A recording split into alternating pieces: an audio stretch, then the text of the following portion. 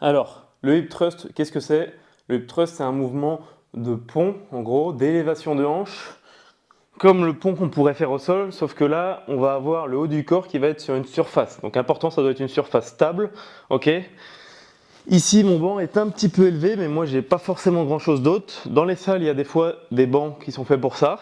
Ça peut être aussi sur un canapé, ok? Quand on n'a pas des charges très importantes, ça peut se faire comme ça marche bien.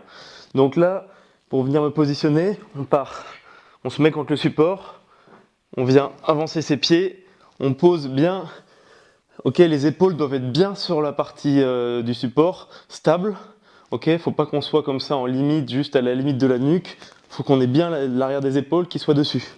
Au niveau des pieds, quand le corps est droit, faut que les pieds, les tibias fassent à peu près 90 degrés par rapport aux jambes, ok, comme ça va focaliser bien les fessiers.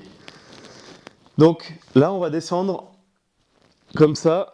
On va pas forcément réussir à toucher, ça va dépendre du support, de la hauteur à laquelle on est. Mais c'est possible de venir toucher selon la mise en place, selon le support que vous avez.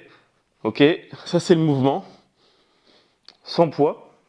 Et ensuite, on va pouvoir rajouter du poids. Ça peut être beaucoup de choses différentes. Ça peut être une haltère, ça peut être un kettlebell, ça peut être un disque, comme j'ai là. Ok.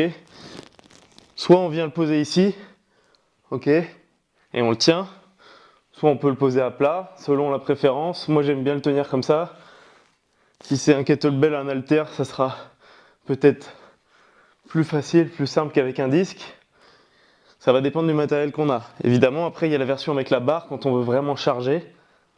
Donc celle-ci, c'est celle qui permet de mettre le plus de poids et d'être le plus stable.